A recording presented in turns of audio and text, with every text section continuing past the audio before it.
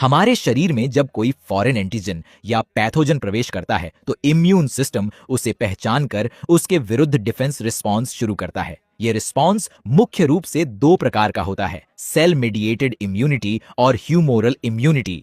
सबसे पहले देखते हैं cell mediated immunity.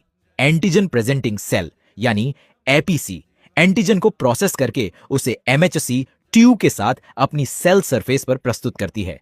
CD4 T helper cell का टीसीआर इस एंटीजन एमएचसी 2 कॉम्प्लेक्स को पहचानता है।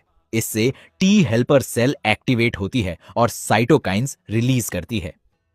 इन साइटोकाइंस की मदद से CD8 टी सेल एक्टिवेट होकर साइटोटॉक्सिक टी सेल बनती है। अब यह इन्फेक्टेड टारगेट सेल की सरफेस पर मौजूद एंटीजन एमएचसी 1 कॉम्प्लेक्स को पहचानती है।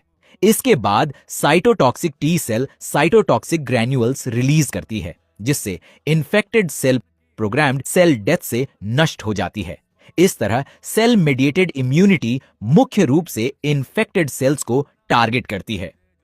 इम्यून रिस्पॉन्स के बाद कुछ T cells memory T cells के रूप में बनी रहती है। जब वही एंटीजन दोबारा शरीर में आता है तो ये मेमोरी सेल्स उसे तेजी से पहचानकर सेकेंडरी इम्यून रिस्पॉन्स को मजबूत बनाती है। अब समझते हैं ह्यूमोरल इम्यूनिटी।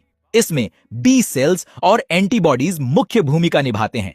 एंटीजन की पहचान और टी हेल्पर सेल से मिलने वाले एक्टिवेशन सिग्नल्स के बाद बी सेल एक्टिवेट होती है। एक्टिवेटेड बी सेल आगे प्लाज्मा सेल में डिफरेंशिएट होती है।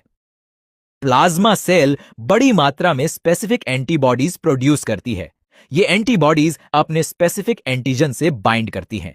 एंटीबॉडी और एंटीजन की यह स्पेसिफिक बाइंडिंग पैथोजन को न्यूट्रलाइज करने में मदद करती है, जिससे वह होस्ट सेल्स के साथ प्रभावी रूप से इंटरैक्ट नहीं कर पाता। तो याद रखिए, सेल मेडिएटेड इम्यूनिटी में मुख्य भूमिका टी सेल्स की होती है और यह इन्फेक्टेड सेल्स के विरुद्ध काम करती है। वहीं ह्यूमोरल इम्यूनिटी में बी सेल्स, प्लाज्मा सेल्स और एंटीबॉडीज मुख्य भूमिका निभाते हैं, यानी T cells for cellular defence और B cells for antibody based defence.